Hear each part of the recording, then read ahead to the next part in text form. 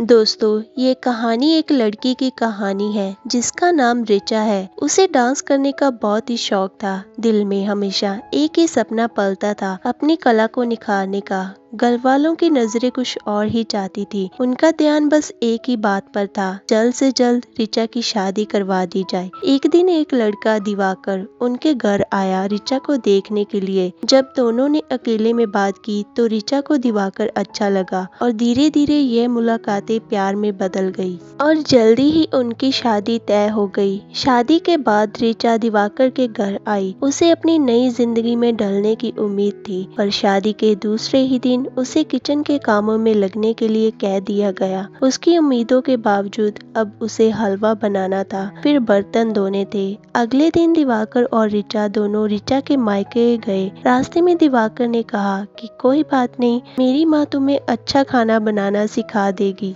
रिचा दिल में बहुत ही दुखी हुई, लेकिन उसने कुछ नहीं कहा। रात के समय दिवाकर ने रिचा के पास जाने की कोशिश की। रिचा ने हल्के से कहा, आज मूड नहीं है, लेकिन दिवाकर ने उसकी इच्छा का सम्मान नहीं किया। उसने मौका पाते ही जबरदस्ती रिचा के करीब आने की कोशिश की। उसकी सीमाओं का उल्लंघन हो रहा था। सुबह रिचा भी इन सब कामों में उनकी मदद करने लगी। इस घर में एक तरफ जहां मर्द अपनी जिंदगी जी रहे हैं तो औरतें नौकरानी की तरह सारा काम कर रही हैं। तभी दिवाकर नहाकर रिचा को बुला उससे अपने कपड़े मांगता है। रिचा को यह बात काफी अजीब लगी कि वह खुद अपने कपड़े तक नहीं ले सकता। वह और उसका पिता खाना खाते हुए भी ऐसे ही ऑर्डर मारते थे। उन्हें बिल्कुल तवे से उतरी रोटी चाहिए थी। रिचा और उसकी सास खाना खा चुकी थी। आराम करने के बाद रिचा ने अपने डांस क्लासेस के लिए वीडियो कॉल किया। उसे क्लास से बुलाया जा रहा था। तभी उसकी सास को उसकी प्रेग्नेंट बेटी ने बुला लिया। रिचा की सास रिचा को सब कुछ सिखाने के बाद अपनी बेटी के पास चली गई। अब रिचा को अपनी नई जिम्मेदारियों का सामना करना पड़ा। अब रिचा को घर के सारे काम अकेले ही संभालने थे।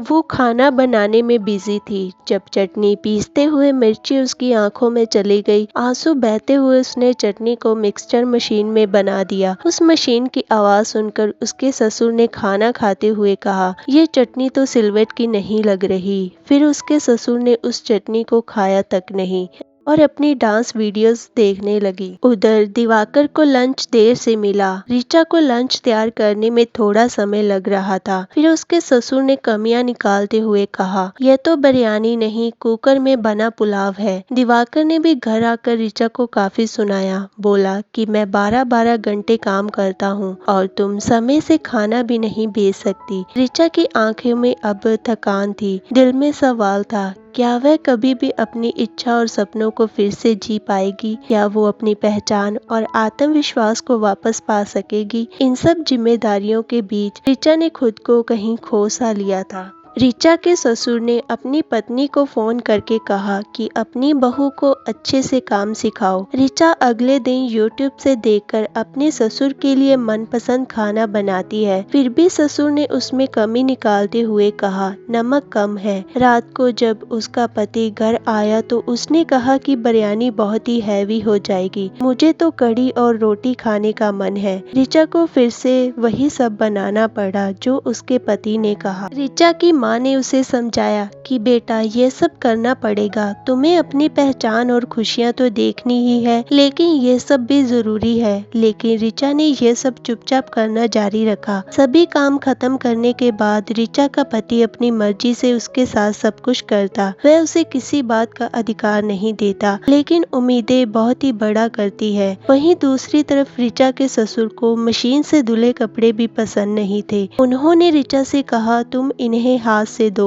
रिचा चुपचाप सारे काम करती रही, यह सोचते हुए कि क्या ये सब जीवन का हिस्सा बन गया है। अगले दिन रिचा ने किचन में एक पाइप को लीक देखा और उसे अपने पति को बताया, लेकिन उसने कुछ नहीं कहा। फिर रिचा ने अपने डांस क्लासेस के बारे में दिवाकर से बात की और उसने उस पर भी कुछ नहीं कहा। अगले दिन रिचा को पीरियड्स आ गए। यह सुनकर दिवाकर शॉक्ड हो गया, क्योंकि वह चाहता था कि रिचा प्रेग्नेंट हो। फिर दिवाकर ने रिचा से कहा कि अभी थोड़े समय किचन में मत जाना, तुम आराम करो। फिर उसने घर के कामों के लिए अपने हॉस्पिटल के कुछ वर्करों को भेज दिया। रिचा ने उस औरत से पूछा क्या कोई घर की मेड मिल सकती है? तो उसने जवाब दिया, नहीं, यहाँ कोई काम नहीं करना चाहता, तुम्हारे घर वाले बहुत ही किचकिच करते हैं। फिर यही औरतें अगले कुछ दिन दिवाकर और उसके पिता को खाना खिलाती रही। ऋचा के दिल में सवाल उठ रहे थे, क्या उसकी जिंदगी कभी अपने सपनों की ओर बढ़ेगी? क्या वह कभी खुद को और अपनी इच्छाओं को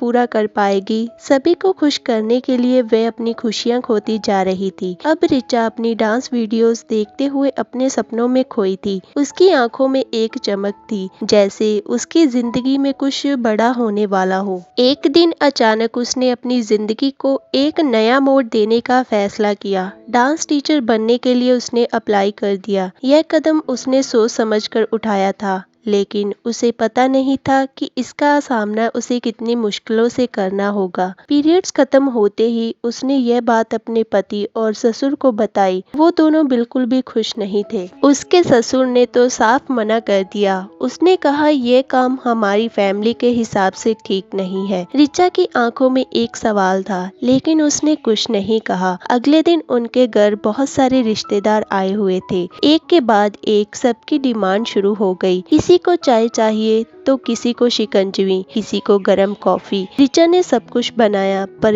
जैसे ही उन लोगों ने शिकंजवी पिया, उन लोगों ने शिकंजवी में भी कमियां निकाल दी और खाने के बावजूद भी वो स्पेशल खाने की डिमांड करने लगे। ऋचा हर बार की तरह सभी की ख्वाहिशें पूरी करती रही। अगले दिन सुबह 4 बजे ऋचा उठकर घर का सारा काम करती है। जब वह अपने जॉब के इंटरव्यू के लिए जाने लगी तो उसके ससुर ने उसे रोक लिया। उसके ससुर ने कहा, तुम्हारी सास ने भी पीएचडी की थी, लेकिन उसने फैमिली को चुना था, तुम्हें भी यही करना होगा। यह सुनकर ऋचा का दिल टूट गया। उसकी सारी उम्मीदें बिखर गई। ऋचा फिर अपनी एक दोस्त के घर चली गई और यहाँ भी डांस की बात शुरू हो गई।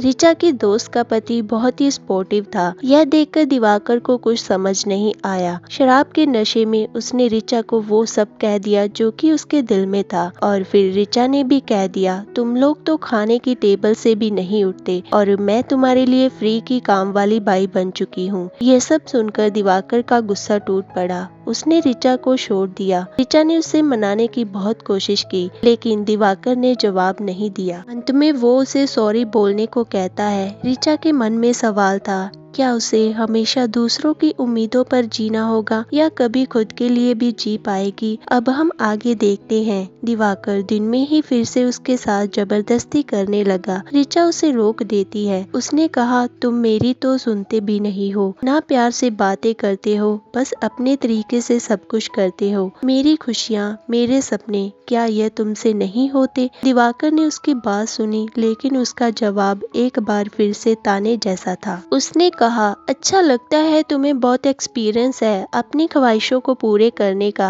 ऋचा का मन बैठ गया। उसके अंदर का गुस्सा चुप हो गया, लेकिन एक बात उसने ठान ली कि अब वो अपनी आवाज जरूर उठाएगी। अगले दिन दिवाकर के घर में एक और तूफान आया। किचन में गंदगी देखकर उसने ऋचा को ताने मारे। उसने कहा, तुम्हें डांस करने का शौक है तो कम से कम साफ सफाई का ध्यान रखना भी चाहिए। ऋचा ने झुके हुए कंधों से जवाब दिया, मुझे खाना बनाने के साथ डांस भी पसंद है और मैंने कभी इसमें शर्म महसूस नहीं की। फिर उसने अपनी डांस वीडियोस दिखाई। अब उसकी आंखों में आत्मविश्वास था। अब हम देखते हैं कि करवा चौथ का दिन आया था और ऋचा ने हर दिक्कत को नजरअंदाज करते हुए अपने पति की बातों को सुना। वो जानती थी उसे अपना ख्याल रखना जरूरी है। जब दिवाकर ने कहा, तुम भी गलती से कुछ खा मत लेना, मैंने सुना है तुम्हें खाना बनाते वक्त चुगने की आदत है, तो ऋचा ने सिर्फ उसे देखा और कुछ भी नहीं कहा। आखिरकार एक दिन हम देखते हैं कि ससुर का जन्मदिन है। घर में मेहमानों की भीड़ थी।